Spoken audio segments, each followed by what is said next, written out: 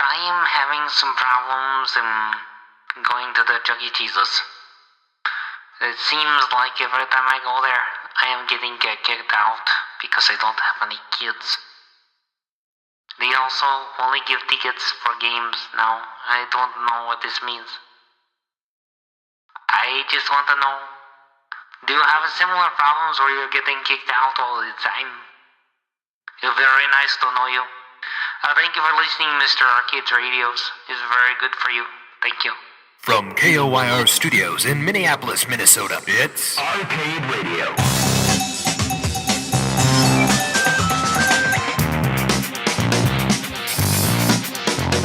Intruder alert, intruder alert.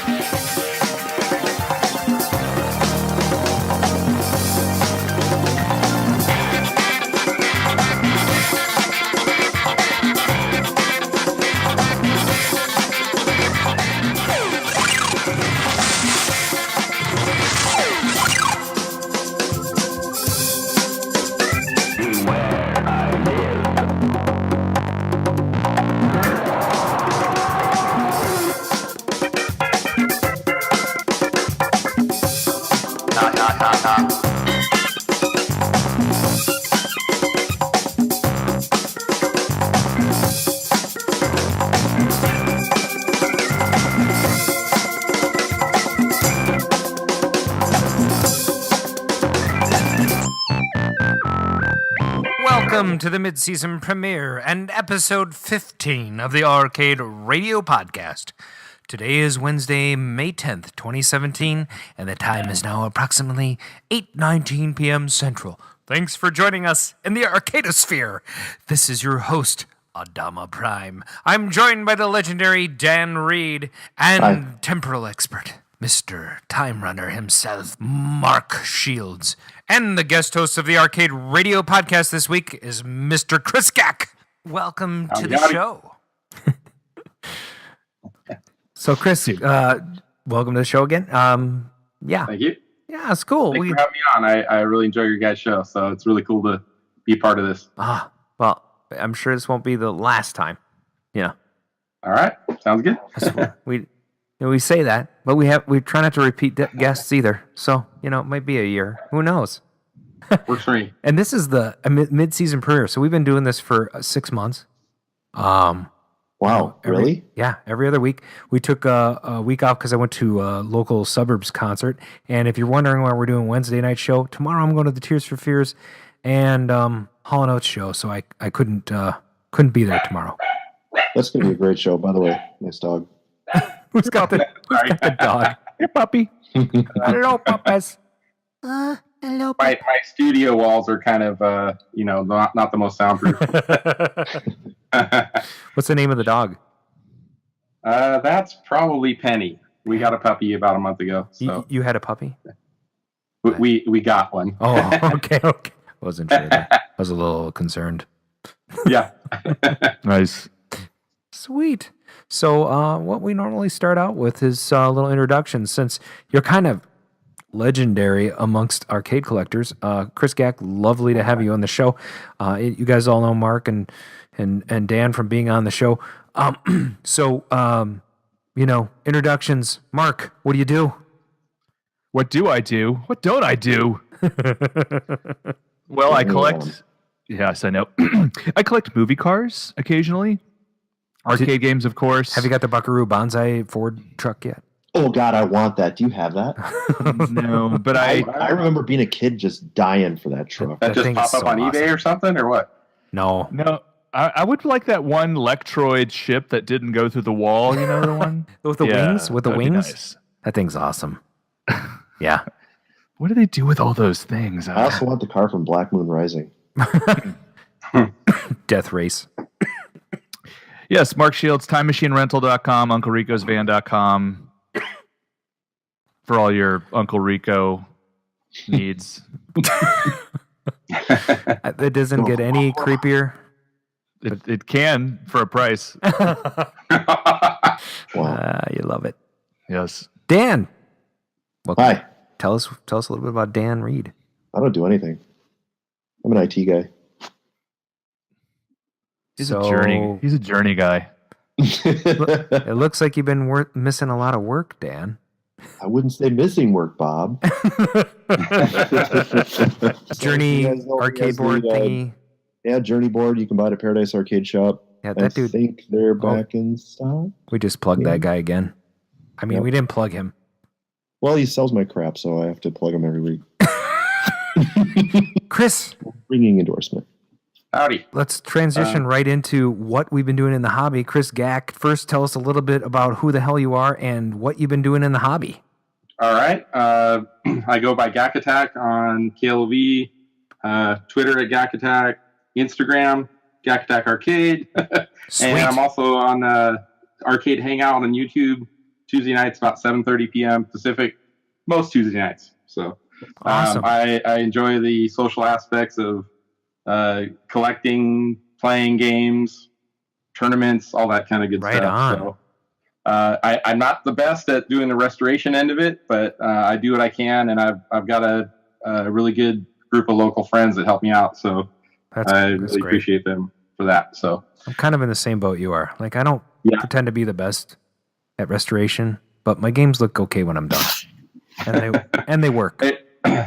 The ongoing joke is I've never done a cap kit, and I've been collecting for 10 years now or something. So Sweet. Well, I've soldered a little here and there, but I've never done a cap kit. Well, at this point, Chris, you just have to continue with that as like a Right. Sticking point. You Never just- surrender. exactly. Right? In the words of Billy Mitchell or Galaxy Quest. So the episode this week is called the Gack Attack Volume 1. You know. Oh boy. So a little bit like Kill Bill. So I think we'll probably have a sequel at some point. Nice. Yeah. Works for me. Dan, what Be do you happy to come back. Yeah, Dan, I know you've been working on a bunch of stuff. Why don't you tell us what you've been working on? Ugh. Oh, God, so much work. So, never, ever, ever try to sand a Journey. It's just a freaking no. nightmare. Is it because So of the whoever- laminate on the sides? So I got, Is it because of like the laminate paint on the sides? Or it's not laminate, it's It's vinyl. Well, but- Dan, I think you're supposed to sand the wood, not the glass part of the monitor. Oh, that's my problem. That's my problem. Yeah. So I started tackling this thing. You know, it came to me in great shape. So I was thinking, all right, you know, maybe I'll just put a little stripper on the side. Triggered. That's how I met my wife. No, wait, no. Nice. I'm just counting. We met on MySpace. So I debated back and forth what I'm going to do with this thing because the vinyl wasn't in that bad a shape, and I sort of like the original patina on some of these things sometimes. but Somebody had painted one side of it poorly, so I think they just went to Home Depot and said, "I need a blue, and this looks about right." are you kidding me? Like they just No. picked a okay, that's So it was way off. So okay. I started on that side and like, okay, I stripped it down to bare wood, which by the way was 60 grit sandpaper. Took about. What kind of stripper did you use? Well, I use this Zinsser stuff. Yeah. It's pretty much like acid. The red can? Huh? The red can. That's the stuff that Chris Rhodes swears by, right? Yeah, you get it at Menards. And it like burns your skin, so you got to use It's like gloves. acid. It's not like that citrus tip. Yeah, I use that stuff Like you too, put and the it's stuff on really and it'll kill you. dangerous. Really dangerous. So I let it sit, and I mean, it pretty much did nothing. Okay. I was like, oh, this is not going to be good. So I have an orbital sander, I have a belt sander, I have a palm sander, and I'm attacking this thing with 60 grit, and I'm going to get nowhere fast. I have a bad feeling about this. So I finally get one side done, and then you're committed, right? Yeah. So, and it looked really good on one side, and I just started going and going and going, and I've been at this thing for about, I don't know, probably 4 days. And I have it down to bare wood, and it's in really good condition. So I I'm have a really bad feeling about this. yes. So I have everything off this game. Like I took the wheels off. I took the wheels apart. I took the cotter pins out of the wheels. I've derusted. I've pulled every screw out of it. I've Wow. derusted every screw. Now, when you And derusted, what'd you do? I have a grinding wheel. So one of the so you sides just has like a wire wheel you on it. So I polished just, them. yeah. So they work great. Then I, kind of pimp them up a little bit. I gotta say that there's two ways you can do that. You can throw them into a polisher, That's such a waste. a of time. tumbler, Don't do and that. it takes forever. Yeah, don't do that. Who Yeah. does that? I do. I love my polisher. Oh no, it's great because you can like set it and forget it, like the Ron Popeil thing, right? Just throw them all in there, and Yeah, No, but you always end up hearing it, though, like running at nighttime, Yes. wondering what the hell that sound is. you're and you sitting get up in the morning, you don't know the where bedroom, it is 'cause it's and you're- vibrating all over your floor. Yeah. There's like a half circle from the extension cord, just kind of like swinging back and forth. Trying to escape. So the right way is a grinding wheel with a wire wheel, and then Yeah. you can get different wire wheels. So something more coarse or whatever. So and then you got a buffer on the other side. right. So I have a grinding wheel on one side because you can't buy any new carriage bolts that don't have some sort of indentation on top of. See, Right. I do So, wire on one grind side it. and I do a buffer on the other. So I wire them and then I use buffer and compound on the other so that they get all shiny. I mean, I have all that stuff. I just, I don't know. That's like my main tool, believe it or not. Yeah. It's probably one of the best Your investments you main could ever tool? get as an arcade restorer. Just pro tip for anybody out there listening. Don't get excited. So yeah, that's what I'm doing. Sweet. And I have a Neo Geo that I was going to just assemble and flip, but now I'm staring at it and I can't. I have OCD, so I'm gonna probably have to strip that down and fix that and sell that. Awesome. Yeah. Spend like 200 man hours and maybe make $50 off the deal. Yeah, I don't. You know what though? I don't know what's going on, but the prices out here are skyrocketing on Yeah. things. So We have a lot of high prices. Yeah, I'm not going to be flipping a Neo Geo for $400 anymore. No. So Oh my god. Mark, what do you got going? Let's see. So my turkey shoot, which has been a long time working on project. I love turkey shoot. not shoot. Photo transistors I've gotten fixed, so now my gun works. I can actually aim and I can actually play the game all the way through, Oh, sweet. which is nice. Why do you still have two? You have two tubins still. No, actually, but Yes, hold on. you do. I saw it on Twitter. Liar. Nope, I gave that to Saw it on Twitter. on Saturday. Twitter doesn't lie. Twitter. Kris Gack. It's gone. No. What you probably saw were two Gorfs. No, I saw two tubins, and I was like, Oh yeah. They oh. were still behind us when I was doing the Gorf transplant. Don't make me destroy you. I'm noticing a theme with these sound effects. They may be Star Wars tonight. I don't know why. So I did do a Gorf base transplant on Saturday. It took about 5 hours to Yikes. detach the Gorfs from their upper bodies and keep all the guts inside. It was What? Why didn't you just take the electronics out? Oh, well, they have a harness that is hardwired up through the middle without any Molex connectors to separate it. So I would have had to remove all of the stuff up in the top, and there's there's light control panels that go in. I mean, there's all sorts of weird things that are going on up there, and I was like, I'm just gonna stick this all up into the gut up there, and then I laid it over, and it worked out really well actually.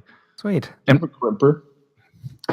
I have one of those crappy crimpers that you buy but instead of that, I use a pair of needle nose pliers to sort of Ooh. do my little crimps. How you do that? However it works. It probably works better than a lot of other methods. So my turkey shoot works. There is some wiring problems in the gun, so I need to go do that. The Gorf works, except for the Gorf is back together and it's running, but of course it does weird things when you started. So I don't know how do you troubleshoot 7 PCBs, but I don't know. that's going to be fun. You were an adequate opponent. My mousetrap, I actually have Oh, mousetrap. by the way, Chris, thanks again for selling me that mousetrap PCB. No problem. So, was there any troubles with the PCB itself? I've heard you say you've had some issues. Well, when we tested it, it was in much better shape. I guess a year later, roughly, the PCB now locks up after the game's playing or anything after it's been booted. It'll run for about a minute, and then the audio. I mean, literally, we were at CAX last summer. I know, and we plugged it in for like 30 seconds or a minute. So yeah, they're very fragile. I also have some other boards that Agent X on the Shoutbox, Casey Relford. Oh, okay. Good guy. He actually supplied me with a lot of the parts that I was missing.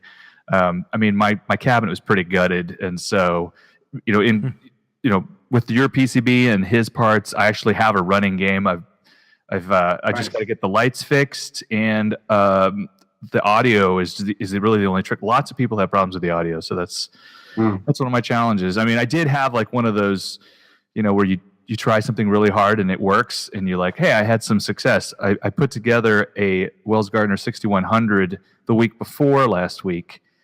I mean, and all I had was the tube and the frame, and I got all this stuff, put it all together, and it worked. So did you? Wait a minute. I'm in the same situation. So let's just back up for a second. I have a tube.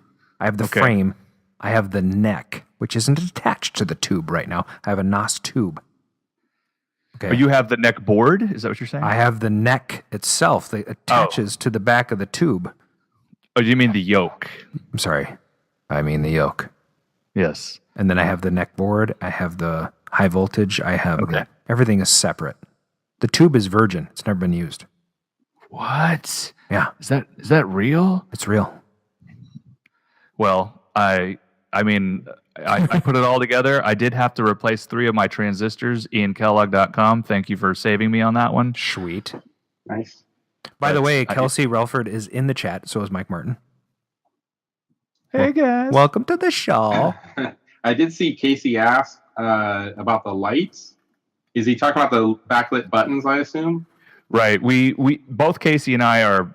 He has a mousetrap. I have a mousetrap, and then my buddy Aaron also. We're all putting together our mousetraps. Even Adam is putting together a mousetrap. Wow, what's the deal with that? All of a sudden, it's a super fun game. A mousetrap. I don't know why I sold mine. I sold mine at CAX last year. And for like a steal, I think $300 or $400. It's 600, I think. Like that's a good deal though. For a working one with the sound working. And everything. Yeah. That's Although the lit buttons didn't work, and I did. There at the show, I bought some LED inserts, hoping that was going to fix it, but no. My first guess would be maybe deoxide on the connection. Because it's kind of oxidized in there. There's a problem with those lights. You daisy chain the lights, and if they're not all connected and they don't all have a connection, if one of us burned out, it's like Christmas lights, like the old ones. So if one of them is burned out, they don't all work. And I think they're 2 and 2. So like the dog one and one of the yellow or whatever and the blue and the red one work together. So you have to, it's very confusing. And there's also other wires in there that don't attach to anything. And if you try to attach them to something, by the way. Well, I actually, if anybody needs it out of you guys, I actually have a complete harness and buttons for a mousetrap control panel. Oh, interesting. Sweet. So if you guys have anything that's hacked or whatever, just let me know. Well, my buddy Aaron's Casey Relford. Casey Relford just said, I want to go LED on those buttons. Oh, he did. He melted his blue buttons. Yeah, and I actually had a similar problem. Voltage, what were the LEDs he was using? Because I think there's different rated voltages on those LEDs. I think they're 12 volt. I don't know. I've tried measuring the voltage coming through this little 2-pin connector. Yeah. And I get all sorts of weird readings. I tried AC and DC, and I don't know what's coming out. Yeah, they're bizarre. Tricky. Yeah. I have a solution that I'm going to come up with. I'll talk about it in another show. Sweet. Well, I put in some lights. I can look at the measure, what I used, and I can tell you. So. Oh, nice. I'm pretty sure I experienced that with like coin return lights. Yeah. Like if you don't put in the right LEDs, it's like crazy bright. Sure. And then sometimes it'll just burn out, because the voltage is wrong or whatever. The bulb will melt itself. Yeah. What have you been doing, Adam? Me? Oh, yeah. So a couple of weeks ago, or a month ago or whatever, I sold two Sprint 2s. Oh yeah, I heard about that. That's and my awesome. 280 Zap to a guy in Texas, and he did a sort of a round trip with his father, sort of a trip of the U.S., and they went and visited some of their family landmarks on the way up to Minnesota and picked up the games and went back to Texas. And when they got there, Sprint 2 wasn't working. So they got, I know the one that I had originally had a non-working monitor, and it's an obvious problem. There's a break on like the flyback or something. And so it's going to need some work, but the board worked. So you could actually play the game blind. And the other one that he got was one that I bought from Steve Murky. And that one was scrambled when he got it. It was originally fixed by El Dorado. Okay. So he started doing some troubleshooting, and running into problems. By the way, the 280 Zap made it just fine. It's working great. He's loving it. But I mean, talk about, this is like his first foray into collecting, and I'm and he's our age, and I'm like, boy, jumping right into the Bronze Age games, you know. It's hard. But he has no experience, so I'm giving him some help, and the Clovers are giving him some help. So anyone that is listening right now, if you see some posts by Steve Taki, he's a really great guy, Taake, on Clov, super awesome, really, really down-to-earth guy. I'm trying to get his Sprint 2 working for him. So he's got a young son who's got a little autism, and hope I'm not sharing too much here, but he and his son bond on the games that you can play 2-player on. So that's why he wanted the Sprint. So that's awesome. Yeah, so I'm working with him on that, and that's a great game. Yeah, it's a fun game. Yeah. So is 280 Zap, and he's really thrilled with that. You know, 280 Zap is really like is it Night Driver by Atari? They all came out the same year. Right. But the interesting thing about 280 Zap was and it's a charming version of it. When you hit the start button, there's a little flag guy that comes out and starts the game. And then when you crash, there's not just crash noises. You actually see like text on the screen. But the more interesting thing about that game is more than pole position or turbo or any other racing game of the period. And this came out in 76. It really sounds like a car when you turn it on. So I did very little to that game when I owned it. Fetish Boy, Sean Williams did the restoration, and I did a trade with my Gorf Mini for it. And we loved the game when it was here, but we just didn't have room for it. So it ended up being in storage, and I was like, well, you know, Steve is actually a race car driver. He's really into racing games, so he went after it. But when I did a few things to it, I put a little Z-Car emblem that you could buy for at the front of your Datsun 280Z and put it on the steering wheel, and it fit perfectly, chrome and everything. Nice. And then I bought a vintage 280Z leather keychain in the same color that Fett had touched up the whole machine and powder coated the whole thing in blues. So it really matched very well. So it has like a legit, like, you know, you could turn the key to open the coin door and all that stuff. So he's loving that. But when you turn that thing on, it literally sounds like there's a car in the room. It's really, really fun. So he's enjoying it immensely. So that's all I've been working on. Just you know, oh, wait. Well, we'll get to the news in a little bit, but yeah. So those are the main things. So should we move on to the news? What do you think? That's pretty excellent. Cool story. Let's do some news. All right. It's the Arcade News with Don Reed.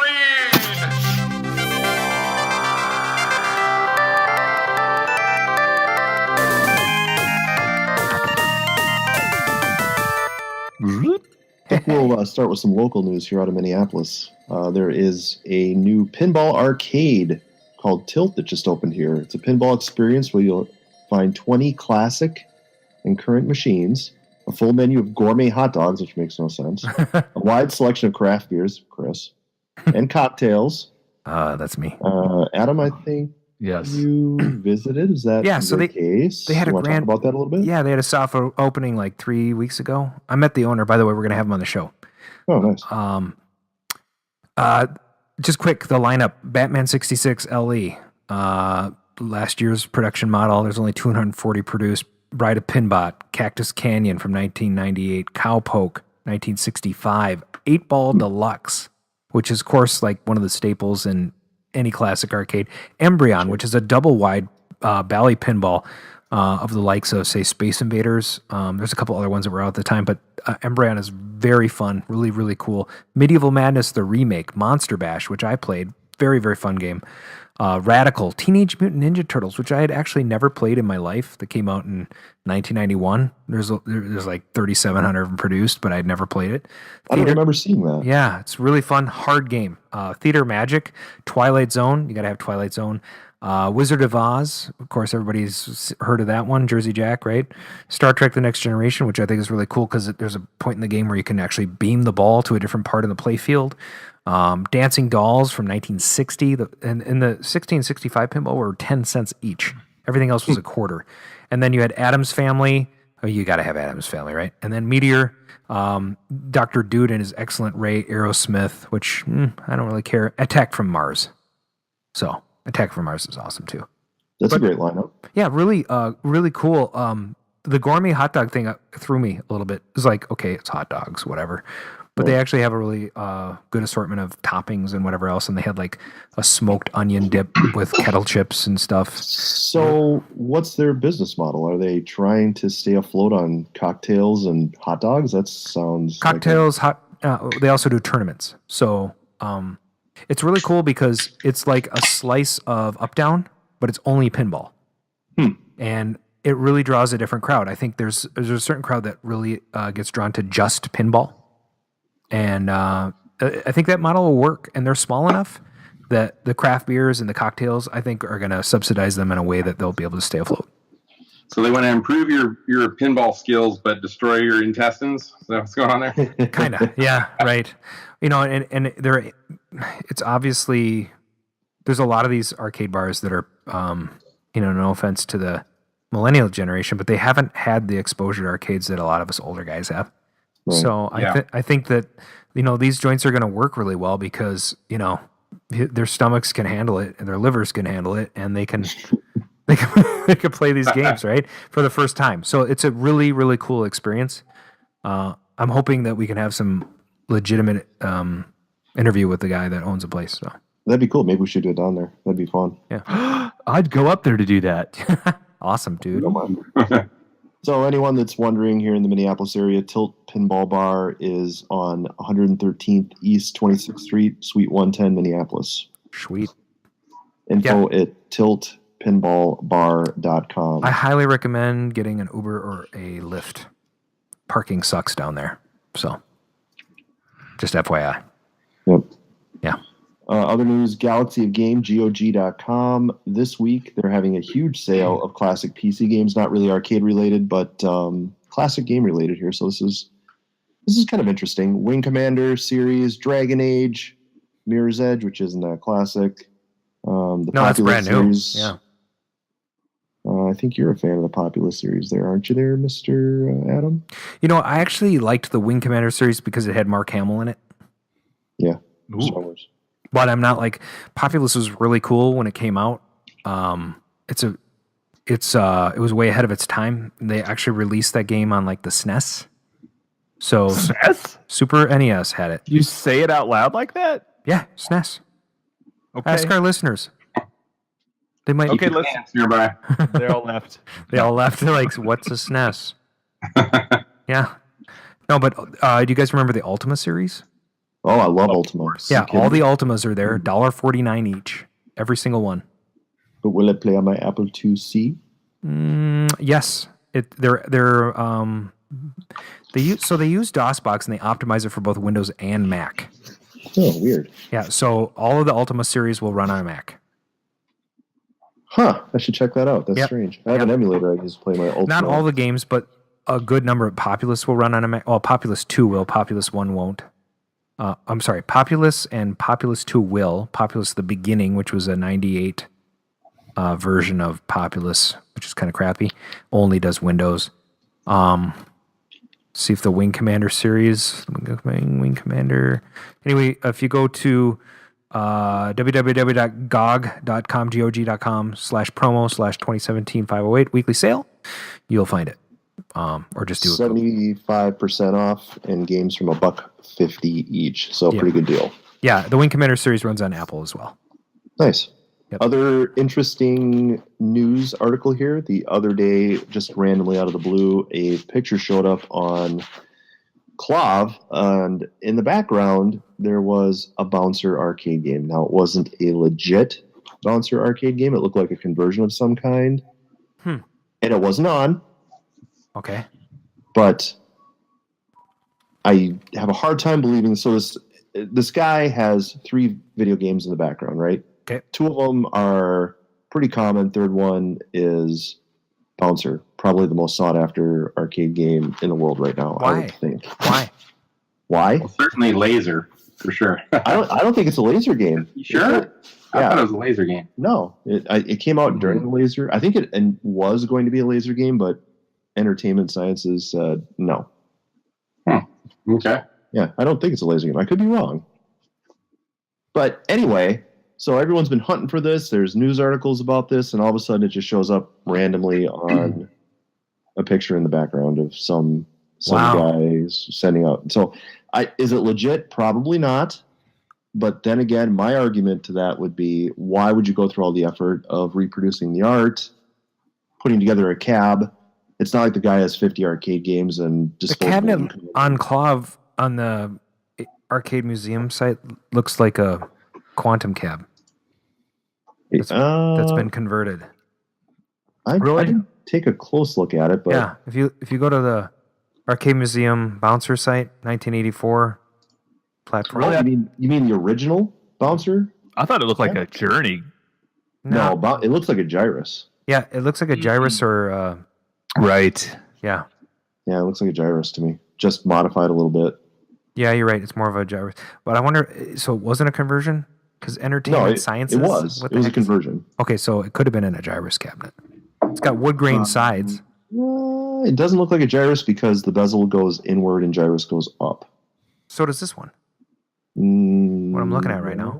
I think that it goes in. And the so ad. If you look down at it. The ad is hot. Like, there's a hot chick in front of it. Hot chick. Yeah. Anyway, I mean, it's interesting. Now, could the guy have come across a kit? Sure, but it seems highly unlikely to me. So I don't know who was selling it. I'm just gonna guess the guy really wants to build one, and he pieced together the kit. I don't know. I think it's highly unlikely that it's a legit one. I do too, but I mean, that's an awful lot of effort. It's funny, I don't even know of this bouncer that you speak of. Yeah. What? I haven't. I know, right? Either. Yeah. Are you serious? Well, I mean, I researched a little earlier, but I'm like, what's the movie? It's like Karate Ninja 3: The Domination. There we go. There was a scene in that movie that game was in, and supposedly that's the only one known to exist, or something. Or there was like maybe 3 or 4 prototypes, something like that. Yeah, they had a bunch of them, and then at the end of the filming of Ninja 3, they went out and sold the game in Los Angeles in a parking lot to somebody. Dude, really? So, wow. So listen to this, and the flyer says this system is has a real-time image processor, RIP processor, which was like state of the art back then.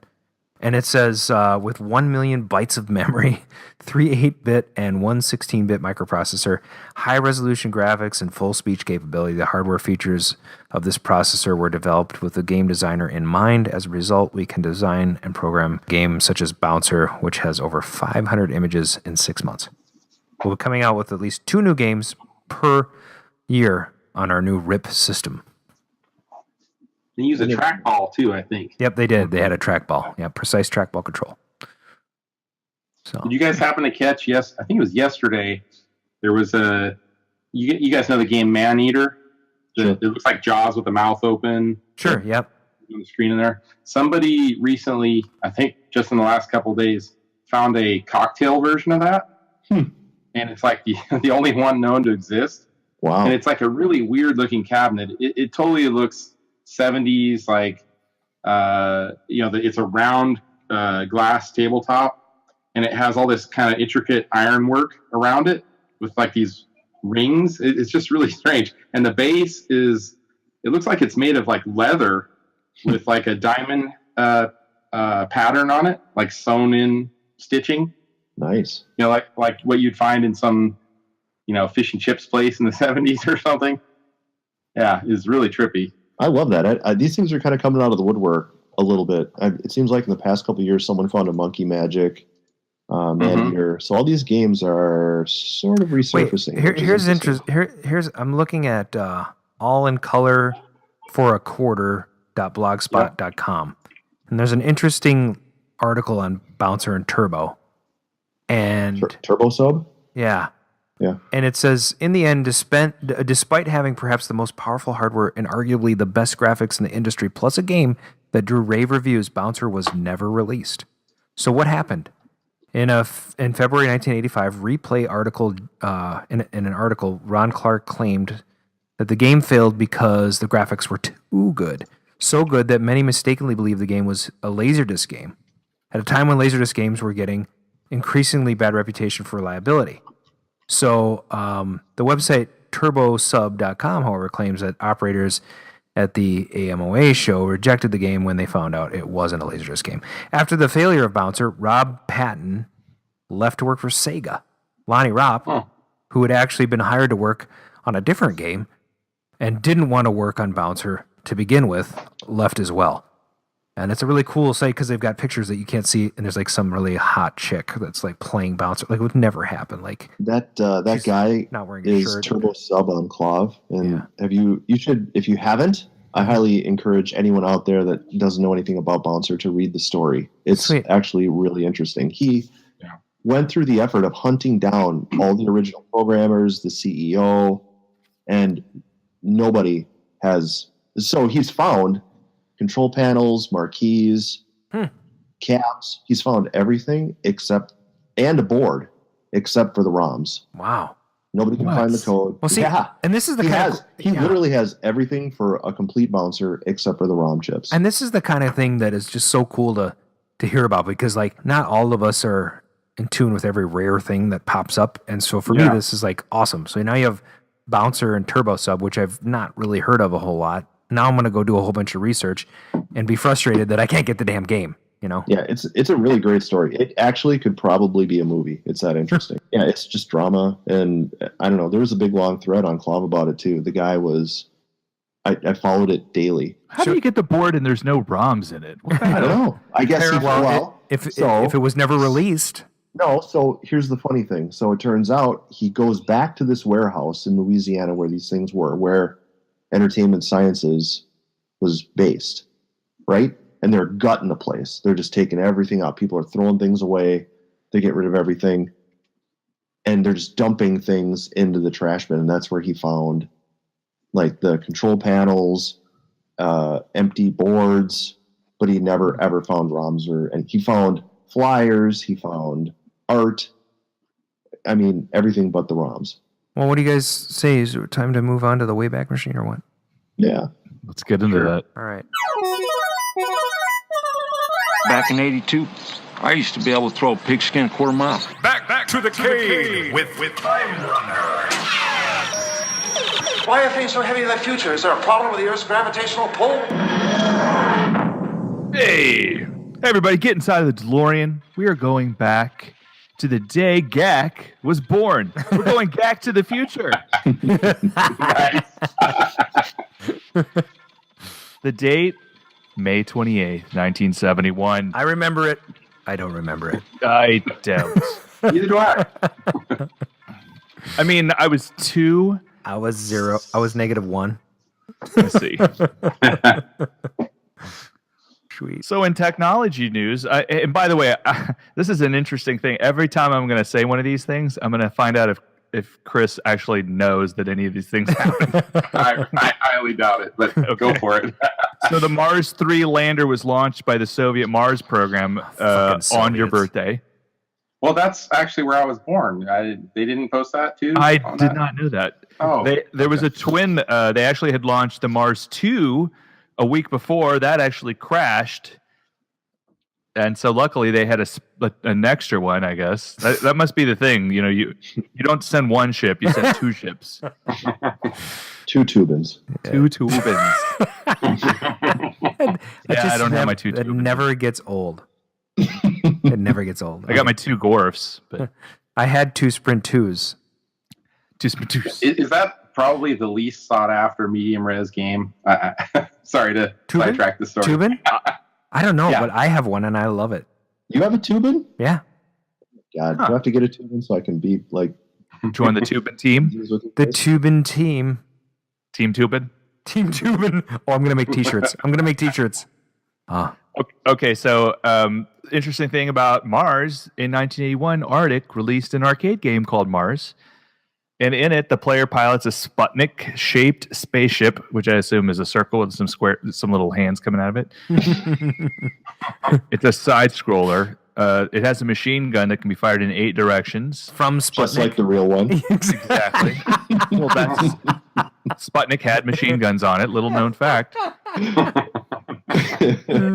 of the most annoying sounds that you'll ever hear, because all it is when you play the game, all you're hearing is machine gun sounds.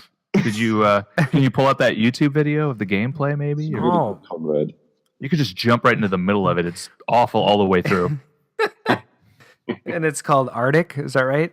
It's called Arctic. Come on. It's called Mars, but it's made by the Arctic. I have the 71 or 81. Which year are you talking?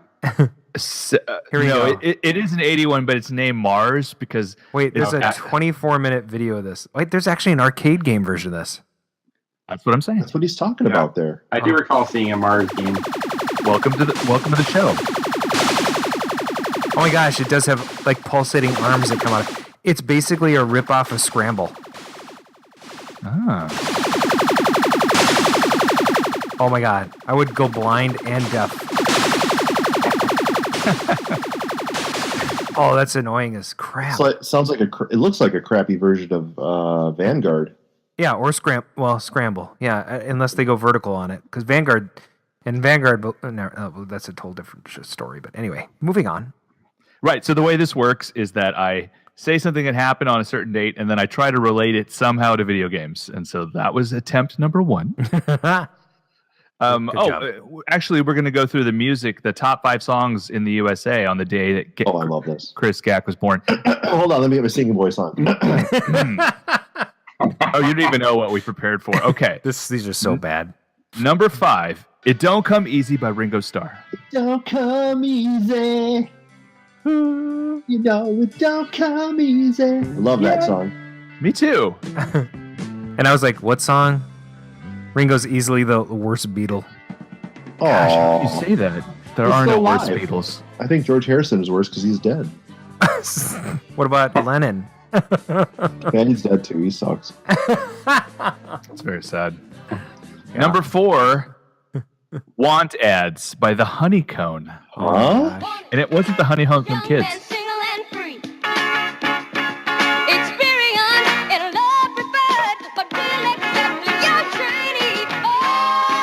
Oh my gosh. What? That sounds like a major ripoff of the Jackson 5. Yeah.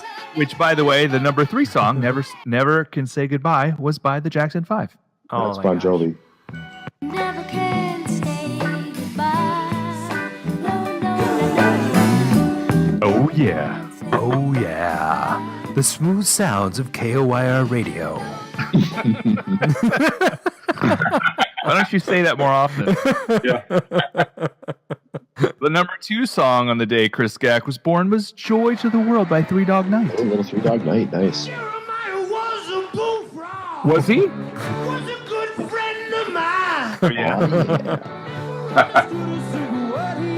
Because this was a live version of the song. Nice. And the number 1 song in May 28th, 1971, Brown Sugar. Oh, yeah. Mm-hmm. Brown Sugar.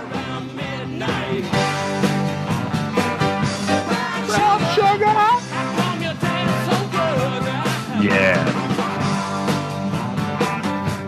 Brown sugar. This is the furthest we've gone back in time, I think. I think so. So Chris, did you know about the Mars 3 lander or these 5 songs? No idea. All right. Thank you for filling me on that. And I guess now everybody knows when I was born. Well, it is on Facebook. That's how I figured it out. Okay.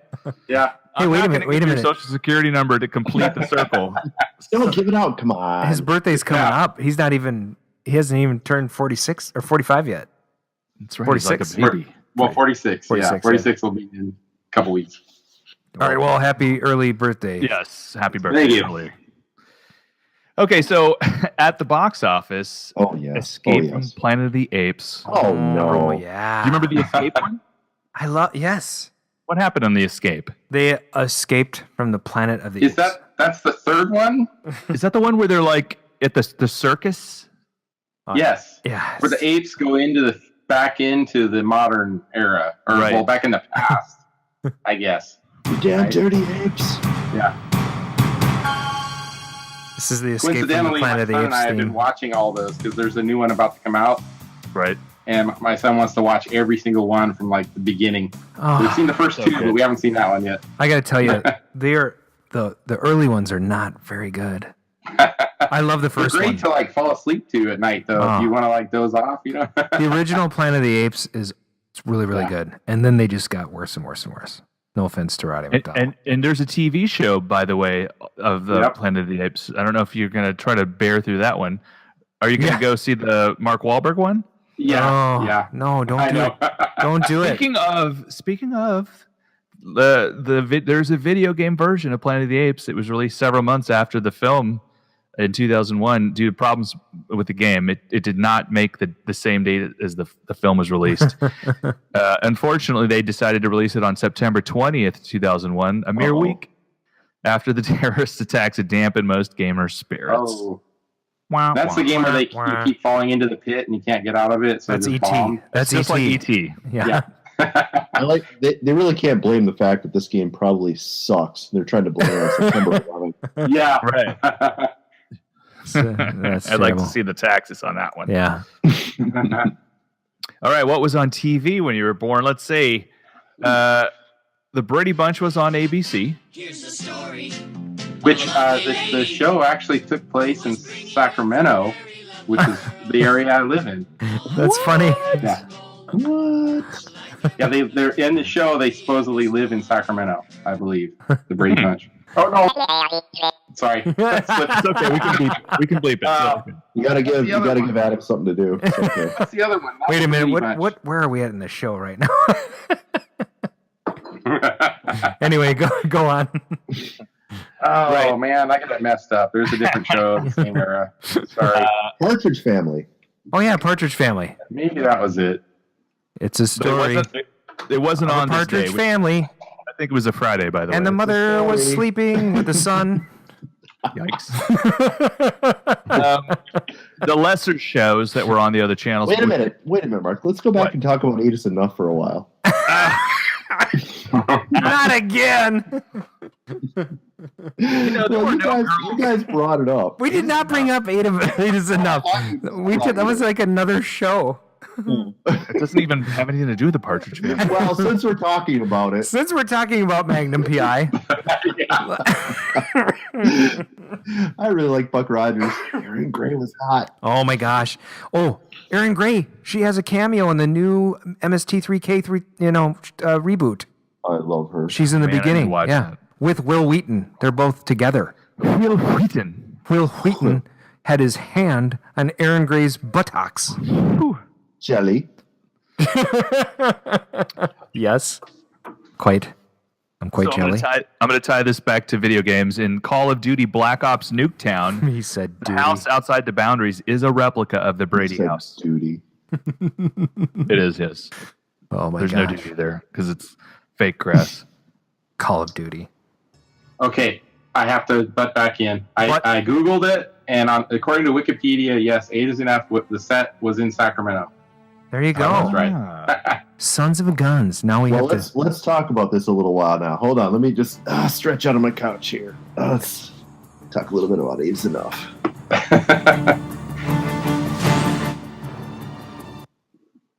Sorry, got carried away with the Call of Duty.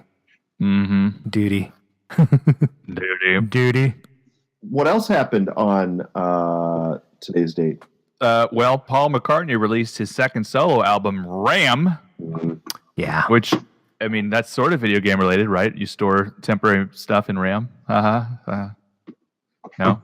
In 2014, Sir Paul actually composed the soundtrack to the video game Destiny. What? He composed the soundtrack to Destiny? Yeah. No wonder they ain't. Hey, Destiny 2's coming out in September, dude. Well, God, I hope he didn't do the soundtrack. Holy God. I did not confirm that information, but yeah, I did listen to it. I mean, it sounded, soundtracky. Is that a thing? Good old Paul I don't know, but I don't know if I could be shooting people with "I wanna hold your hand." Come on. He does modern stuff too, No, he doesn't. Yeah, he does, like this song. It's bad. All right, that's enough. Yeah, he did that song, and he did this one. On my way to work. That's my favorite. Okay, wait. That sounded exactly like every fucking Beatles song ever recorded. Right Here you go. But bad. listen to me. We can give it a try. I'll look you straight in the eye. Oh my God. No. They're so bad. It's like he did them in his garage and didn't give it. It's been a hard Oh, no. Stop. No. Stop. Sorry. I can't. That's the end of Back to the Cade. Any listener calls? I think we have one. Oh. We always do. See, and now it's all screwed up. So how do I play it? Hit the rewind button. Where's the rewind button? On your Walkman. It's the double arrow backwards. How about if I hit the reload button? Ooh. Yeah, that's a good one. Yeah. And then there's someone says, "Hey Eric, a ratio podcast." Yeah. Arcade fellatio? It's the transcription. Never read the transcription. This is your buddy Bob Heart Attack. from Bob's Rzaks Does Stuff on YouTube. Hey guys, if you would listen to my voicemails. Okay, I'll play it. Hey, Arcade Ratio Podcast. This is your buddy Bob Zarzadek from Bob Zarzadek Does Stuff on YouTube. Hey, you guys, if you listen to my voicemails, join the YouTube channel because I'm like trying to make 10 friends. This week, that's my goal. Anyway, so today I was like wondering if I could ask a special guest just exactly what does BMX stand for? Because I have a bet with a buddy. I think it means bite my Xanadu. You know that movie Xanadu, Living in John? Yeah, she's super hot. I'm just leaving a space there because, you got to leave a beat because she's super hot. Anyway, yeah, so you can fill me in on what that BMX thing means and everything. All right, you guys take care. Sorry to deck out. Oh, okay. He's my now favorite we have to guest. talk about Xanadu. Now we have to talk about Xanadu. Olivia Newton-John. Right. Oh. I thought Is that the roller skate one? Yes. It's like roller skate disco. So cute. I like the way her hair was. I'm going to make my wife do that right now. And she had like ribbons in her hair. Oh, so innocent. By the way, I think my neighbor might be related to Bob Zarzadek because he sounds a lot like him. I'm pretty sure he runs the Weed Eater at like 4 a.m. by moonlight. He picks up on that whole moonlight lawn care service. That's the best time. Does he have a headlight on his Weed Eater? Oh man! I mean, to be fair, it's a headlamp for joggers, but yes. There you go. You go, girl.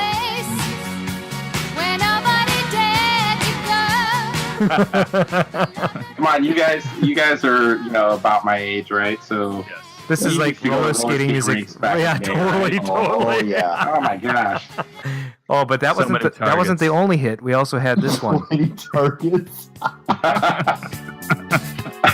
I gotta tell a quick story. So my class, it was like maybe 5th grade or something. It was like a class trip. Like they did a special event there. And I'm boogieing down, having fun, rolling around. And I see some people kind of doing some stunts. And I'm like, I could do that, So I go swinging over by, there was like a girl who was like leaned over tying her shoelace on her skate.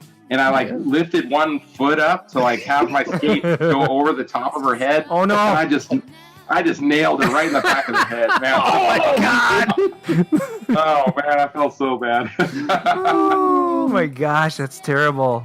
Remember the snowball? I don't remember that. You guys ever remember the snowball in the There was certainly an arcade there too, so we, you could just roll right off the rink into the arcade, stand there playing games. And they had the sticker machines. Remember that? Yes. Put in like 50 cents and get a sticker out. Right. Put them on your skate case. Stickers. I don't know if They you had guys those know at or the not, but grocery store. my girl is a roller derby chick. So, What's her roller derby name? 5-0 Joe. She was a referee. Wow. In Minnesota, does she know that guy? Yeah. Name. One of the other refs. I actually know 2 of the refs. Oh well, I can't think of their names. That's marrying material. I know the announcer personally too. His name is John Maddening. So that's his real name. No, his real name is Jeremy Stromberg. Anyway, yeah. So good times. And now it's time for Arcade Radio's first Yeah, we gotta. We should have I should have made a bumper for that. By the way, our caller, BMX stands for bicycle motocross. Oh yeah, Moto X. Yep. So the X is shortening of cross, so motocross, which basically was bicycles emulating what the motorcycles were doing. Bicycle motocross. BMX sounds so much better. Yep. All right.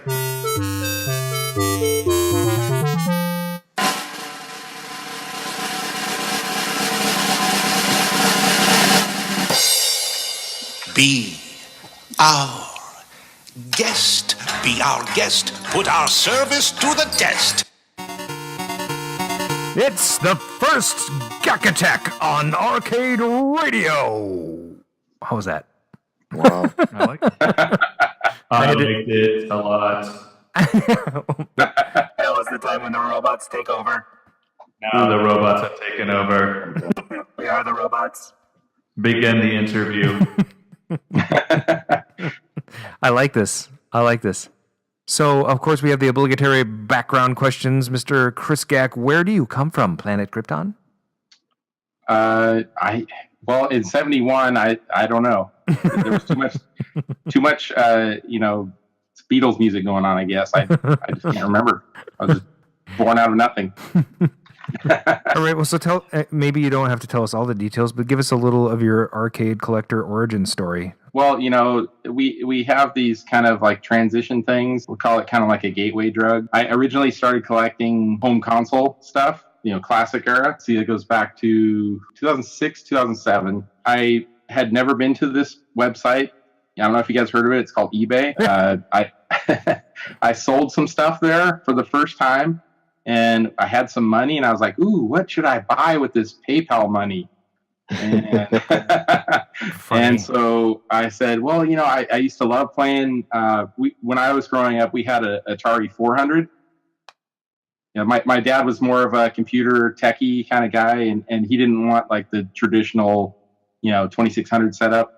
So he got the computer with the keyboard, Nice, I remember those. So we had the Atari 400, and I just really enjoyed playing games like that on that machine. So I said, you know what? I want to buy one of those machines, and some of those games I remember playing.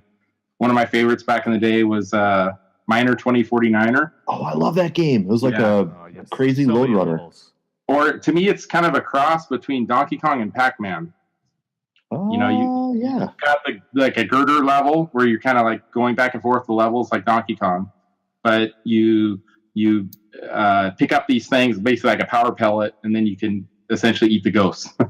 Yeah. So, but yeah, great game. So started collecting all that stuff, and then I was like, well, man, I want to try to have a complete collection of the Atari 400, the XE system.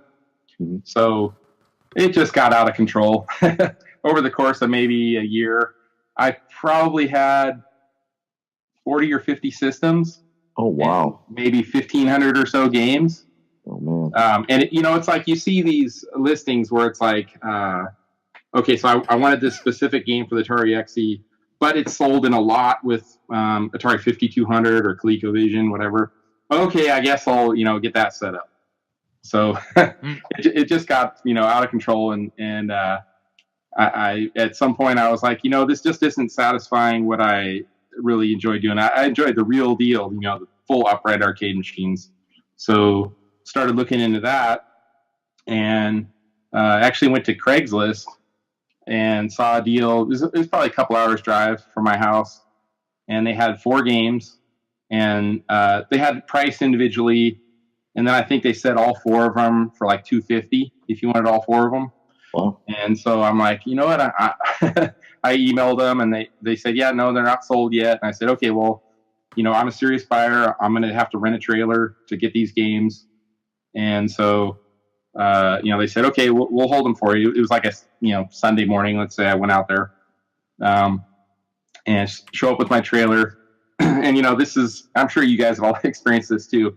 When you go to buy a Craigslist deal, you kind of like assess the situation, yep. Is the person knowledgeable or a collector, or are they just looking to get rid of their junk essentially, Right. And so So once I showed up there, I'm like, oh yeah, these people, they just got tons of junk. And so I said, well, you know what? I'm not sure about these two. I'm definitely interested in these two, but if you do $150 on all 4 games, I'll take them. And so they're like, sold. So nice. They were 2 Rush the Rock sit-down racing games, Alcatraz edition. You guys familiar with those? Yeah. From 97, I think. Yeah, those and are then cool. There was a Nintendo Super System is what they called it. Arcade I love edition. that. And then the 4th game was Arabian by Atari. Dang. Yeah. And so, but none of them were working, or you could turn on a couple and you could hear sounds. But, I'm like, I guess, let's just try this out. And my son came with me. He's 17 now, so he was probably about 7 years old back then. And he was on the drive out there. He was playing his, Nintendo DS or whatever. And I was like, Seth, I bought all 4 of these games for as much as that little handheld game you're playing cost, And he's like, wow, Dad, that's cool, So finally get home, and my wife knew that I was going to look at games, but I wasn't specific on the details. And just so happens to be perfect timing. Right as I'm pulling up in front of our house with a trailer full of these 4 giant machines, she's coming home from the grocery store or something. Oh. What are you doing? You're crazy. Why are you doing this? And so, that's kind of where it all started. Lead on, adventurer. Your quest awaits. And, 4 turns into 5 to 6 to 8 to 10 to 20. And, once you got they're all in my garage. I have a 3-car garage where all my games are at. That's my arcade. But you can do that in California. You can't do that in Minnesota. Yeah, the weather, yeah. It does get, pretty cold here in the winters, but it's not, snowing. But not 60 below. Right, yeah. So it kind of gets to the point where, like, you can't tell if games come or go, So, yeah, so I started pretty much 2007, and I had not even heard of KLV or any other collector forums at the time. I just kind of was, like, this is cool, I want to try to tinker with this, and not knowing anything at all, So the Arabian game, actually, my son was out there with me, and he turned it on. It was just a white screen. And I said, well, let me try adjusting some of these knobs on the back of the monitor. And, so I started turning a little bit. My son was like, Dad, I can see stuff moving around, so he could see the game. So that one was actually fully working. And, nice. Played that a lot. That was probably the first game I put many hours on. Let's see here. So then maybe 2 or 3 years later, another neighbor of mine said, hey, I've seen this guy around the corner. He's got a bunch of games in his garage. You should go meet him. So right then and there, I drove over there, and he wound up being a pretty good collector at the time. He's still around, but not very active on KLV. But so he kind of introduced me to more of the collector scene. His name is Dan. I don't know if any of you guys have been around long enough, but his handle is P1899M. Like I said, it's been a few years since he's been very active. Sure. He's pretty private now. So he introduced me to a handful of local collectors, and it just went crazy from there. Wow. He said, oh, you got to check out California Extreme. It's in Santa Clara, about a 2 or 3 hour drive from our house. And so I was like, yeah, so the next year was the first year I went out there. I want to say I actually met Chris Rhodes there. It was either 2010 or 11. Yeah, I think it was like he was kind of getting out of the collecting scene. Like a rare Chris Rhodes sighting. Right, yeah. So right in the middle there, I started getting active on KLV. And then I had seen posts where he said he was like going to go to CAX for one last time or something. Yeah. So he sold all of his games around that time. And and he bought like an IROC or something, right? Yep, a red IROC, and he got Dig Dug plates. So I met him and Sean Fetish Boy and Joe Synagogue, Jow, So and Frizzle Fried. You guys know him probably. Sweet. Yep. So just kind of got to start to know some of the guys within the social aspect of the collector scene. And I like I said, I've never been much of a restorer. I do really enjoy it. I'm more of a mechanical guy. I'll tear down the control panel and relube everything, get it all working good. I don't do a whole lot of, check the voltages, rebuild power slides, all that kind of stuff. So no board repair. Nope, no board repair. Well, currently I have about 40 games. If I had to guess, I've had at least 100 more than that over the years, just buying, trading, selling, scouring Craigslist and deal sites, get them as cheap as you can, try to get them working. And then, eventually you're like, well, I really want this next game, but I don't have room for it. So time to sell a couple. I've been fortunate enough to, set up the right deals when I sell stuff to where essentially my entire collection has been paid for by itself by, buying and selling other games. So I'm in pretty much just the time, no money. It's been a blast. And like I said, I really enjoy the social aspect of it, the getting to know other collectors, figuring out a way for us to meet up and hang out and play games.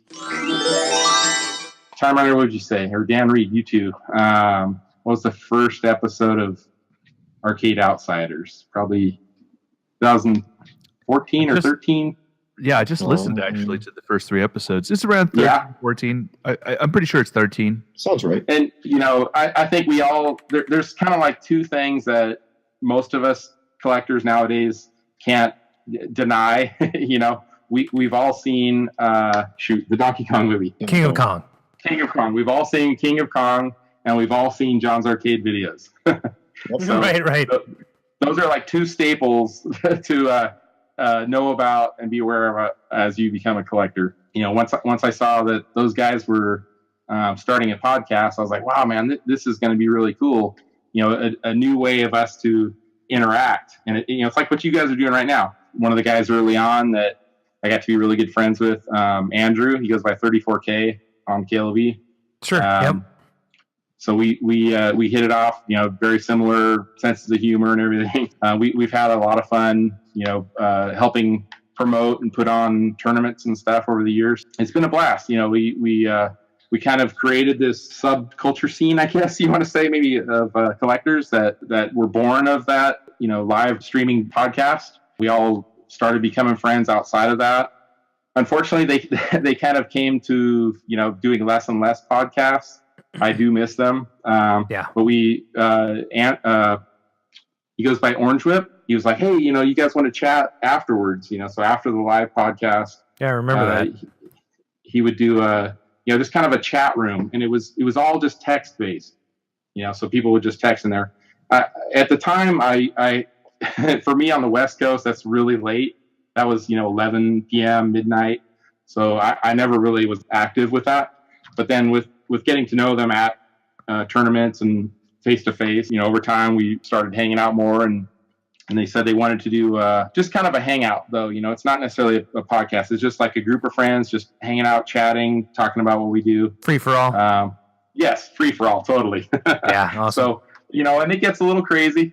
we I like some crazy stuff. So, yeah, but it's all good times, all in good fun. Yeah, I think that's awesome. I remember when they started that up, and by the way, just for the record, it was August of 2013 when Arcade Outsiders started their show. So they and like reading back here in some of the forums, Fett didn't even have Skype at the time and didn't know he could download it for free. So it's just it's like a very new thing for all these guys, right? And so, and actually prior to their show, I don't know if I want to admit this or not, but I actually did attempt a gaming podcast years prior. Oh, really? Yeah, and it really devolved into a drunken mess and wasn't very, and to be completely honest, from my perspective, I never even checked out what podcasts were before that. Sure. I had a coworker who said he listened to Steve Carolla or something like that. And I'm like, well, that sounds kind of interesting, but I just never checked it out. And I think the podcast format's really great for a lot of us because, if to and from work or if you're just at work and you want to listen to something, it's nice to have it on in the background. You don't have to worry about video or anything. You're just, and you are participating in especially in this because there are plenty of gaming podcasts out there. I don't know how many are arcade-centric. We try to be arcade-centric. Yeah. Our goal is to have a guest every single episode. That's great. And so it's different than others, but it's the same. we're all doing the same thing. So Yep. I appreciate all the arcade podcasts that are out there, and I support them all in any way I can. Awesome. And if you, so plug away. So yeah, it's called the Arcade Hangout on YouTube, and Tuesday nights around 7:30 p.m. give or take. You got to find it by Arcade Road Trip, actually. Oh yes, you're right. Oh, cool. You could probably do a search for Arcade Hangout, but yeah, Arcade Road Trip is Brad's. He's the host. There's a link somewhere in the Arcade Outsiders thread on Clav. From Mark, do you know of any other hosts that are ever on that Arcade Hangout? I used to be on there, and they still accept me. Yep. So there's we can have up to 10 people live, and so it kind of like there's maybe a core of 5, 6, 7 people that are pretty much on every single week, and the other 3 or 4 spots kind of switch out. Just depending on what people's schedules are. So myself included. I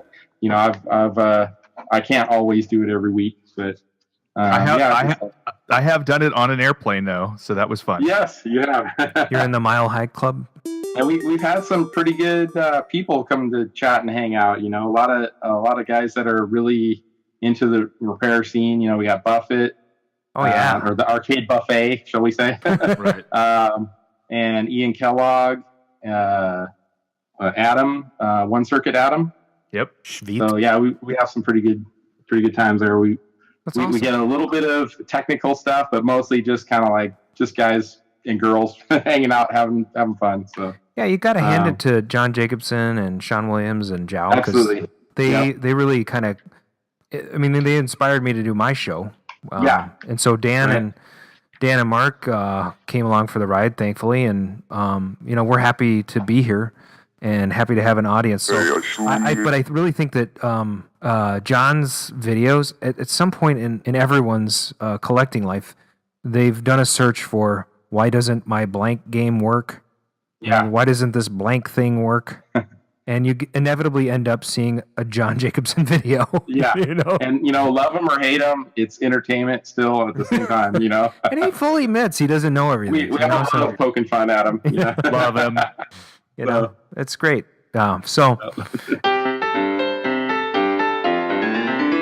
That's fantastic. So you're kind of very active in the social community. You've been collecting for. So tell us a little bit about the games you have. How many? You have like 40 games, and I think you mentioned like half of them or more are working. So give us a rundown of the games that you have. I've got Tempest, Star Wars Cockpit, a couple of Atari System 1s, Marble Madness, Indiana Jones, Roadrunner. Let's see, I have Tron, Wacko, Smash TV, 720, Paperboy, Super Sprint, Zookeeper, Forgotten Worlds, and my last game I recently got, Stun Runner Cockpit. Mm-hmm. I have a pole position cockpit. What do you think of Stun Runner? I have a Krull. Dan? Yeah. Is your Krull working? Yeah, Dan's Krull is fully functional. Yeah, it works. I'll go ahead and give this one up, Dan. So about a year ago, it was on Craigslist, $75. What? Get out of here. Non-working, and it was basically in a barn, and it was about a 3-hour drive for me. And I saw it like on maybe a Tuesday or Wednesday, and so I messaged the guy. I just said, hey, I really want to buy this. There's no way I can make it out there today. If you're willing to, hold it until Saturday, I think I said I even give him $150. Wow. And so he said, no problem. So actually, $150 is what I want to pay him. But It wasn't one of those like bidding war kind of things. Sure. That's where it gets a little dicey. Some people talk about, but it was basically, I can't get there till Saturday. If you're willing to hold it for me, I'll give you a little extra. I imagine a California barn is better than a Minnesota barn. Yeah. Oh my God. Yes. How long ago was this, Chris? When did you pick up? A little over a year ago. Interesting. That's a really good deal considering you can't get a Krull. I mean, the joysticks alone are about $100 a piece. Yeah. And Armitage picked one up a week ago. Oh, he did? Yep. Oh, yeah, I did see that. He posted pictures. It was son of a gun. Yep. That's probably one of the best sounding games ever, by the way. It was on Facebook. So I got to say, a couple of my prized possession games in my collection. The first one that I'd say is my Paperboy. And, sweet. Going way back, talking about BMX a little bit. My first job, I was a paperboy. Awesome. And I was really into BMX. That was around age 13 to 15. Pretty much all my money I made went to either BMX parts or playing video games. Awesome. And so dropping quarters. And so did you watch the movie Rad? Oh, yes. I've gotten to know some of the guys that were in that movie. Actually. Send Me an Angel. Yep. And what was the girl from Full House? Yeah. What's her name? The hot woman that was dating. I can't remember her name now. Yeah, I know who you're talking about. She dated Stamos in the TV show. But yeah, so Paperboy. Yep. When I first started collecting, I was like, man, I'd really that's like the ultimate game for me because it ties into so many things, so much nostalgia for me. And there's actually totally awesome. I was a paper man. There's a thread on KLV where it was my 40th birthday. This was 2011, May 28th. And I said, hey, who wants to join me and have a 40 with me on my 40th? and Joe Zhao chimed in and said, I'll have one with you, buddy. And so that's a couple years before Arcade Outsiders. That is so I went hilarious. to this for lunch. My coworkers took me to Old Spaghetti Factory in Folsom, California. They actually had a Paperboy arcade game in the bar in there. And I was like, no way, So I took a picture with it and I said, man, this is a game I'd really love to own someday. 6 or 8 months later, I actually got one. Sweet. And it was a Craigslist deal where, at lunchtime, I was checking Craigslist on my phone and I was like, ooh, here, somebody actually has a Paperboy. They listed it for $250 or best offer. So this is late 2011, early 2012. And I'm like, wow, it's even on my way home from work. The road I drive on, it's like maybe 2 minutes off the road. And so I messaged the guy and he's like, yeah, I still have it. And so I'm like, can you meet me, around 4:30? So met him there. And this is kind of a crazy story. I pull up to the house and it's something's off. Like the house is like pretty trashed. The garage door is like bent, like it won't even close all the way. Oh no! And so I'm just like kind of parked in front of the house. It was down a weird alleyway too, where there's only one way to get in and out of his the street. And so the guy pulls up, and he's like, "Hey man, yeah, so it's inside the garage here." And so he rolls up the door barely, and there's like dog crap all over the floor. Oh no! and basically just the one game sitting there, right? And that's maybe unusual. Yeah, maybe just a few, like a rake and shovel or something in the garage. And I'm like, okay, so you said it was working, right? And he's all, yeah. And I'm like, well, I'd like to, just make sure that it's working, because this is also another way to negotiate, right?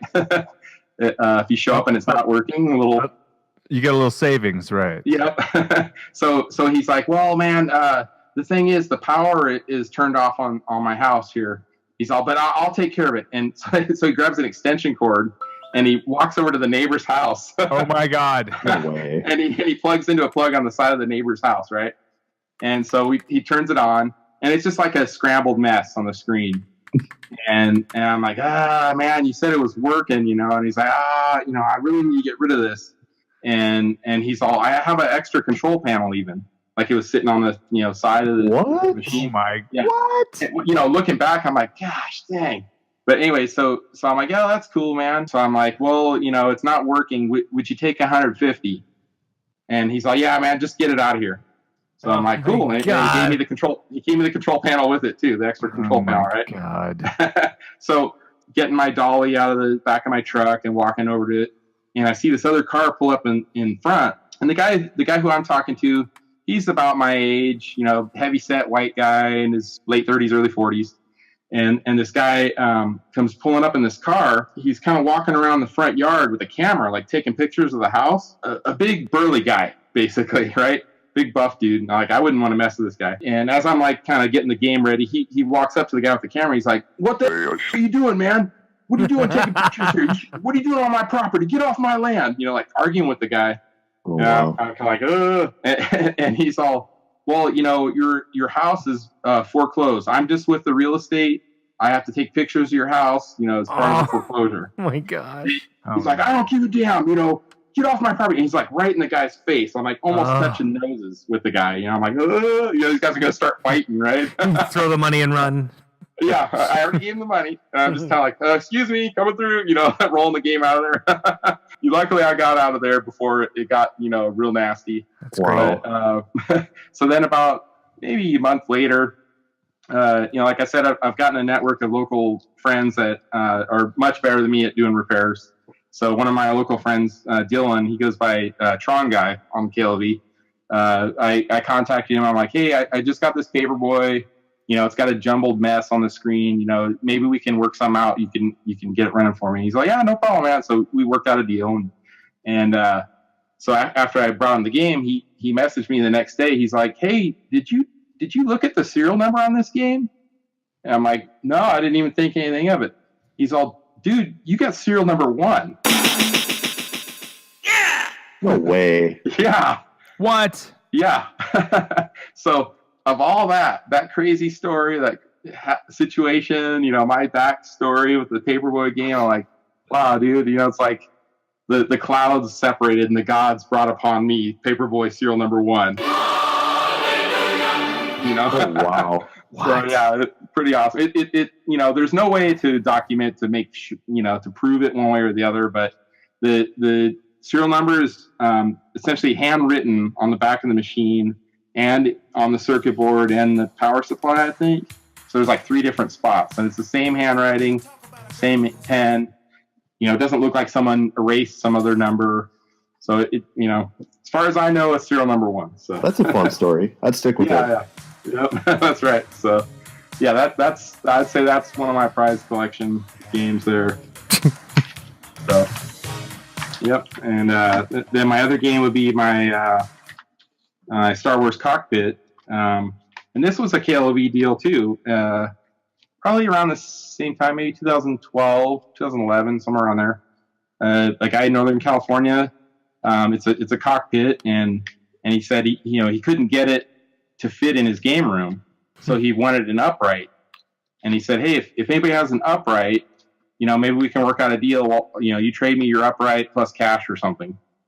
Sure. And and I happen to have an upright at the time. Yeah. And so I messaged the guy. I don't like this story either. Don't make me destroy you. These are all good and bad. We go back and forth on it a little bit, arrange the pickup. It was right around Thanksgiving, I think, that year. And so I rented a trailer, drove out there, and it turns out the guy who he got it from, it was his boss. And the boss bought it at a garage sale like 20 years before that, and he bought it from a former Atari employee. Oh, my God. It's actually home use only. What? So a Star Wars cockpit that's home use only. I don't think you see too many of those. If I lived near you, I would come over and kick you in the nuts. So, and unfortunately, I think Andrew 34K he's heckled me about it. Since I've gotten it, I put in the Vector Labs Empire Strikes Back kit to play both. The worst part is you're like a nice guy, so I couldn't even kick you in the nuts. Damn it! So Andrew was like, dude, you just devalued the game by putting the Empire Strikes Back in it. I'm with you. You gotta play the game and enjoy it. So you can't be too stingy on those types of things. Yeah. So throw in the kid if you want to. I'm with you on that one. Yahoo! You're all clear, kid. Looks like we have Jimbo and Gleek in the chat. Jimbo D. Cool. Yeah, nice. That's awesome. I got somebody says Gack rules. I said yes. Yes, he does. And by the way, you guys need to have Jimbo on. he's local out there. Yeah, absolutely. He's been over to my place. He's one of the few. We were joking last night, and he said, "Oh, the problem is we're gonna have because you guys have like a sound bar doing sound bites and stuff. Sure. That's like his thing. He loves doing that. Well, we should have him run the sound. We should have him run the sound bar. The sound bites. Yeah, I would have you guys have like a sound bite off. Bring it. Friggin', we should hire him. He could do the whole board while we're doing the show. It'd be great. Yeah, it's a lot of work doing that during the show. Yeah. So yeah, over the years, just getting to know lots of collectors. It's been a blast, quite the ride. Going to California Extreme the first year, my whole family went. Prepare to battle my entire fleet. And then getting to know the collectors over the course of the next year. I found out that if you bring some games, you can actually get in for free. Yeah, so they do that. I brought games the next year. At the and then it even escalated from there. If you bring up to like a full truckload, you even get better benefits. So Sweet. I'd say I think for the last 5 years, I've driven it's a 24-foot truck with a lift gate on the back. About 20 games out of my collection, pretty much all my working ones. So, but yeah, it's a blast. My kids love it. They've grown up around it. And, Super Sprint has been our game. The three of us played, my two boys and myself. And we just remember, like the first couple of years at CAX when I brought Super Sprint, 7, 8, 9, 10 years old in that age range. And, just random people are coming out to play and they come up and they're just whooping up on everybody, because they're like pros at it, Yeah. So, going out on road trips, picking up games. I usually have at least one of my sons with me. So it gives us a chance to just kind of like talk stories. I can picture this now, like 20 years from now when they're older and have their own kids, they're going to be like, yeah, my dad, he was crazy. He was always grabbing these old vintage machines and, we tell all these stories on this road trip, so that's kind of a, soft spot for me. So. Right. I like that. You're building good memories with your kids. Yep. I think that's a good thing. Oh, I have my own little notes here, things I need to talk about. So nice. Locally here, not locally, on the Hangout, just recently, one of our friends that's on the show, Griffin. You guys know who Griffin is? Oh, yes. Joel. I sold him a pinball machine that son of a gun. So actually, him and Orange Whip, Brad, dating back maybe a month or two ago, they were both talking about trying to create a new website that would allow people to track their collections and actually do tournaments. Whether it's just like between friends, like a one game off thing, or like a virtual tournament. Actually, Arcade Griffin, Icons, is that it? What's that? Arcade Icons? Yes, arcadeicons.com. So Griffin, he has spent a crazy amount of hours. I mean, 200 or 300 hours over the last couple of months. Last Friday was actually our first time that we did basically a live online tournament.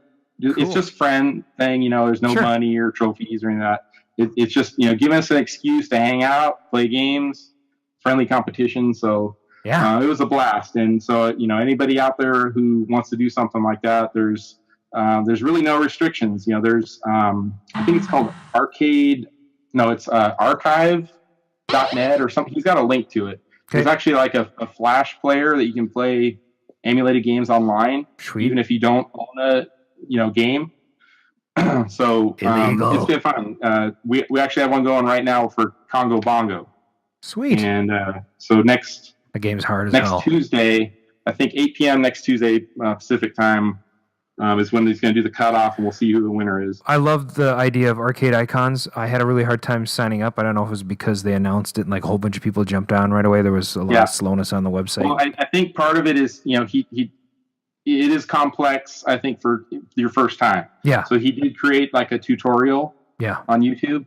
So if you just kind of watch the tutorials, it's pretty simple. Once you do it the first time, it's not really big. I also had a hell of a time trying to sign up on my Android device. Just for anybody who's listening, if you're trying to sign up for it right now on your mobile phone, just go to the website using a regular computer because it's a lot easier. I hear that if you wanted the www version, it was a little wonky, but he went in and created a redirect. So that solved like a lot of problems. Okay. So it is. I mean, it's still kind of beta testing. Sure. We're learning as we go. But man, he's, it's a selfless act. There's no, clean code. I like it. I was trying to getting berated by advertisements to make money or something. Nope. It's like arcade radio. There you go. We don't make any money. Right. And we're not trying to. Our current thing that we've been doing is starting to do a game of the week. So anybody out there, definitely check that out. Yeah, absolutely. And I think one of the things that I was really interested in using it for was arcade parties. Yes. Because we're always trying to keep track of scores, and I thought, okay, throw this up on the big screen, dial in your games for the tournament or for the event, He created, I think maybe with the help of Orange Whip, I'm not sure. I know those guys were going back and forth a lot on the development, on the code end of it, behind the scenes. He was able to make it to work in format to whatever your screen is. If you have a touchpad or iPad or on a monitor, television screen, whatever. But yeah, it's been fun. So I think it's going to take off here. So sweet. And then my next on my list, California Extreme coming up the end of July. Sweet. I've never been to that. I heard it's stinky. No. It's stinky, yeah. It depends on who you're standing near. Yeah, so last year was a blast. It was a ton of work for me, but looking back, it was well worth it. So sweet. I always bring tons of games, but last year was we did an actual tournament there, and with the help of Arcade Outsiders guys, we put on an event with Clint from Arcade.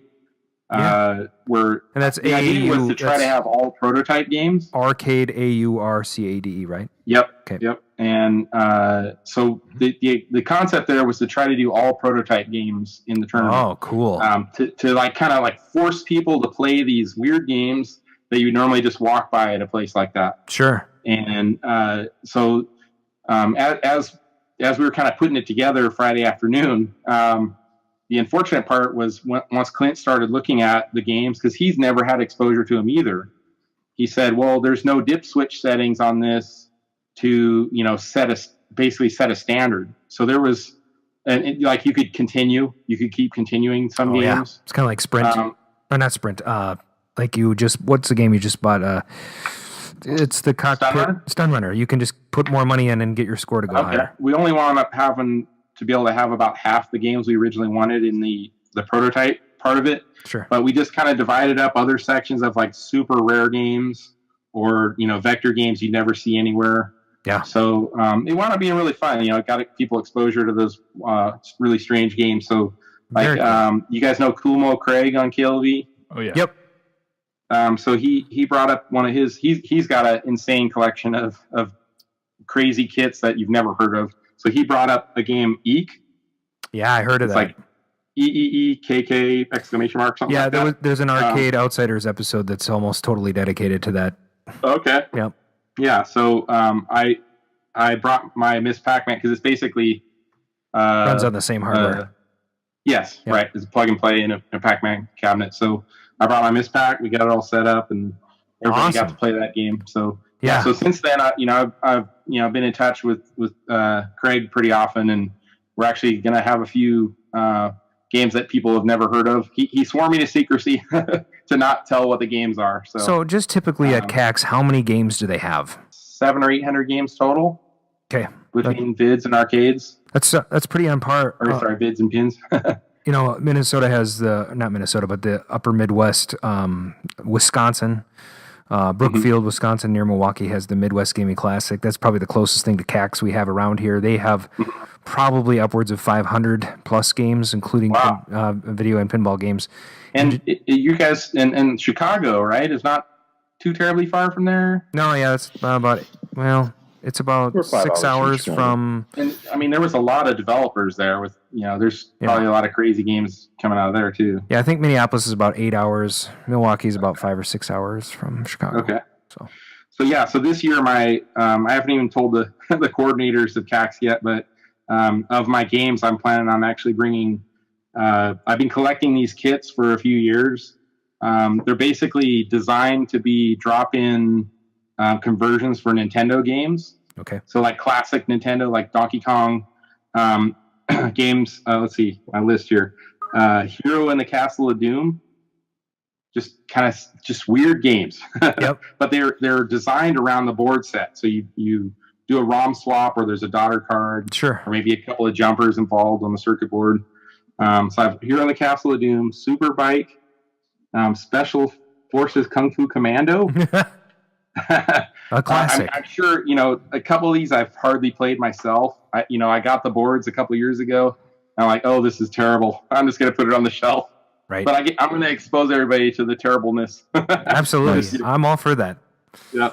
And one of my favorites, actually, and I did play this back in the day, It's called Hunchback. Okay. It's just a really simple, quirky game. It's just a 2-way stick, and you jump. You just basically go from left to right, and you jump and avoid stuff getting thrown at you. It's as if you have the William Hung of arcade games. Right, there you go.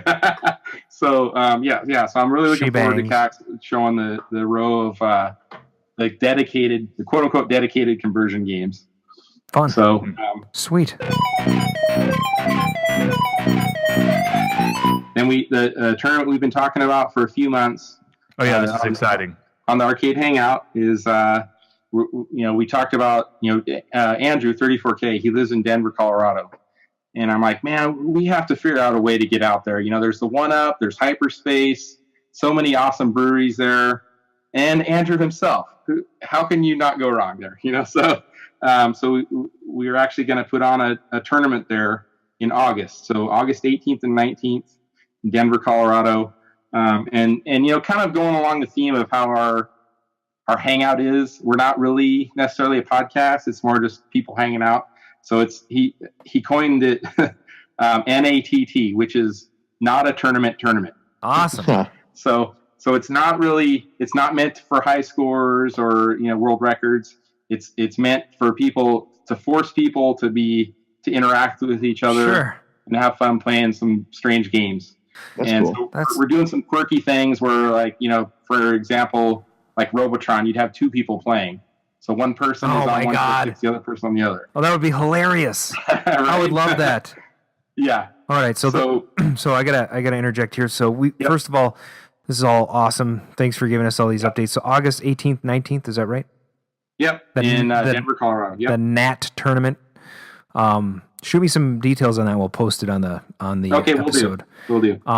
The other question I have for you was, so you're really involved with all these tournaments and the social aspect, and I think, correct me if I'm wrong, guys, but we've talked about this numerous times. I think our generation realizes that the reason why we love these arcades and everything so much is because of the social aspect. What do you think about that, Gack? Absolutely. I mean, going to the arcades with your friends back in the day, and even now, it gives you a reason to just chat, hang out, have a good time. Yeah. Well, and thanks for chatting and hanging out with us tonight. Absolutely. I'm going to wrap things up here tonight, but it's been a pleasure to have you on the show. We want to have you on again. One last short little plug, if you don't mind. Yeah, no worries. Go ahead. 5. Grinkfest 5. Go without talking about that. Steve, Idaho farmer, owns Grinker's Grand Palace in Idaho, Eagle, Idaho. That's going to be October 13th and 14th. And looking forward to hopefully seeing you guys there. We're working on that, I think. Right, Dan? And that would be a lot more fast, wouldn't it? So I can talk to the guys about trying to do maybe a co-host thing. That sounds like that could be fun. So that'd be awesome. Dan, weren't we talking about that? Yeah, I think it'd be fun. It'd be a lot more Grink quote-unquote fest if we had multiple people there, you know what I mean, representing the hobby. Steve is the owner of the place. He's like us. He's a collector at heart and enjoys the social aspect of it. So, we've become really good friends over the years. Awesome. And looking forward to doing that. And that is like the event of the year of all of them. So I can't not talk about that one. So fantastic.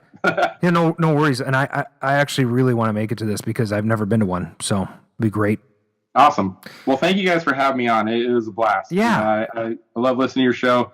Yeah, I think your format is, there's definitely a spot for it. The live aspect. You guys have kind of a structure, We try. So, but, we want it to be like kind of unstructured, but we have by sticking to our structure and breaking out of it. I think that's part of the fun, We just have a little bit of straying off into the weeds once in a while. It's okay. Yep. Yeah. Awesome. We love it. So, and we love having the variety of guests, and everybody's totally different, and it's awesome every time. Mm-hmm. Right. So really, really thank you for being on the show. Absolutely. It's, Arcade Radio, the double R's, RCADE radio.com, and we can find us on iTunes. You can find us on SoundCloud. You can find us on Google Play. And we're also on the YouTubes, which you may or may not be listening to right now. So thank you for listening in again and hanging out with us. We'll see you next week.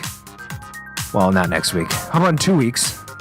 Probably on a Thursday, if we're lucky. All right? Thursdays. Anyway, Arcade Radio. Good times. This is where we dance. This is And take off our pants. And take off our pants, yes.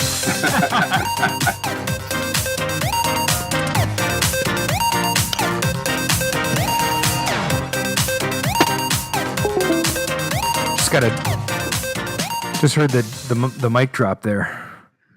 I'm pretty sure that was Dan. He probably had. Well, it looks like we had at least 6 listeners. I had 10 for a while. That's not bad. Yeah, it was up to 11 or 12 for a little bit.